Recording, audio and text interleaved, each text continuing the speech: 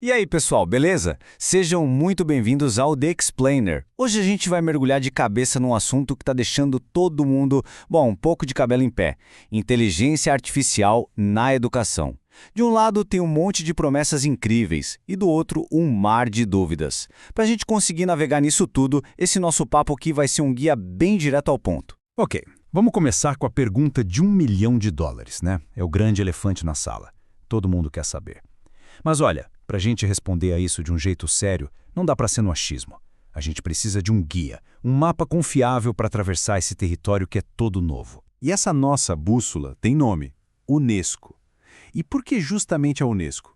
Simples, por ser a agência da ONU para a educação, ciência e cultura, ela nos dá uma visão que não é de um país só, é do mundo todo e muito rigorosa. As diretrizes deles nascem da conversa com especialistas do planeta inteiro, o que nos dá uma base, sabe? Uma base realmente sólida para essa discussão. E é super importante a gente entender que essa orientação da Unesco não surgiu do nada tipo ontem. Foi uma construção pensada passo a passo. Tudo começou lá em 2019 com uma visão bem humanista em Beijing. Aí em 2022, eles fincaram o pé num pilar ético global. Já em 2023, com aquela febre do ChatGPT, veio uma resposta rápida. E para 2025, a promessa de um roteiro bem prático. Ou seja, é uma evolução, uma jornada. E se tem uma única ideia que amarra todos esses documentos, que é o verdadeiro norte da nossa bússola, é essa aqui, a abordagem centrada no ser humano. Sério, se você entender isso, você entende todo o resto. E essa frase da Unesco diz tudo, vai direto na veia. A IA deve ampliar as habilidades humanas e não usurpar o papel central do professor. Em outras palavras, gente, o objetivo é dar superpoderes, é capacitar e não substituir. Isso já começa a dar uma boa pista para a nossa pergunta lá do começo, né? Então, o que significa essa abordagem na prática?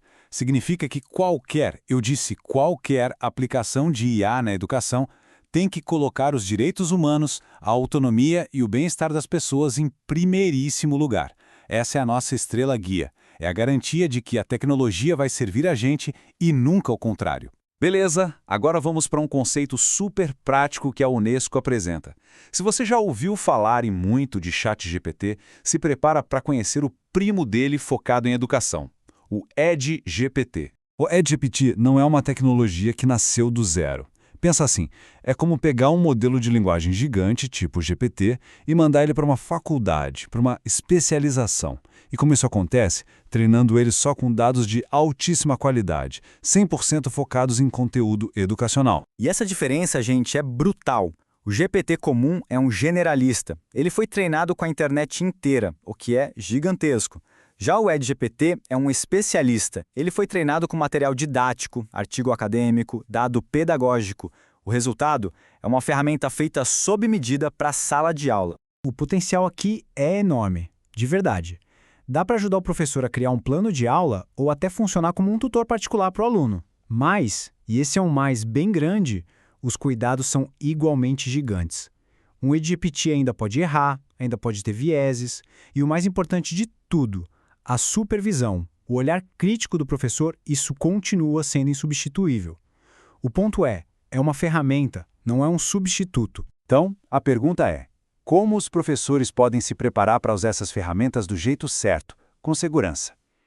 A Unesco responde com um verdadeiro kit de ferramentas prático, um guia de competências essenciais. Esse aqui é o mapa da mina. A Unesco divide tudo que um professor precisa saber em 5 grandes áreas. Começa com uma mentalidade ética, passa pelo conhecimento técnico e pedagógico e chega até no uso da IA para o próprio crescimento do professor. E o mais bacana é que isso aqui não é uma receita de bolo igual para todo mundo.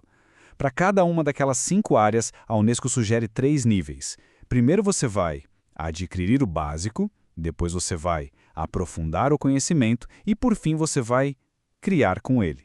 Isso faz com que um caminho seja acessível para todo mundo, de quem está começando agora até quem já é expert. Vamos pegar um exemplo prático. Na primeira dimensão, a mentalidade centrada no ser humano. No primeiro nível, o professor começa entendendo o básico, que a IA é feita por gente, simples assim.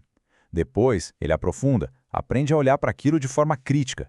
E no nível mais alto, ele já não é só um usuário, ele vira um agente de mudança, ajudando a construir uma sociedade de IA mais justa. Agora vamos pular para a dimensão 4, a pedagogia de IA, que é a parte mais mão na massa. No nível adquirir, o professor aprende a usar uma ferramenta para planejar uma aula, por exemplo. No aprofundar, ele já integra essa ferramenta para deixar os alunos mais engajados. E no nível criar, ele já está voando. Está inovando, co-criando materiais e até repensando o jeito de avaliar os alunos nessa nova era. Então, quando a gente junta todas essas peças, a abordagem humanista, o conceito do EdGPT e esse mapa de competências para os professores, a gente começa a ter uma imagem muito mais clara do caminho que a gente tem pela frente, não acha? Ok, vamos resumir. O que a gente precisa levar de mais importante daqui? Primeiro, a abordagem é sempre centrada no ser humano. Segundo, o objetivo é capacitar, dar poder e não substituir. Terceiro, as competências são a chave para usar isso do jeito certo. E talvez o mais importante de tudo, nada disso aqui está escrito em pedra. São documentos vivos que vão evoluir junto com a própria tecnologia. E tudo isso nos traz para a reflexão final. A Unesco nos deu a bússola e o kit de ferramentas. A questão agora não é mais se a IA vai fazer parte da educação, mas como a gente vai usar. Então, com tudo isso em mente, a pergunta que fica é para você. Qual vai ser o seu primeiro passo para ajudar a construir esse futuro? Valeu por acompanhar esse Explain.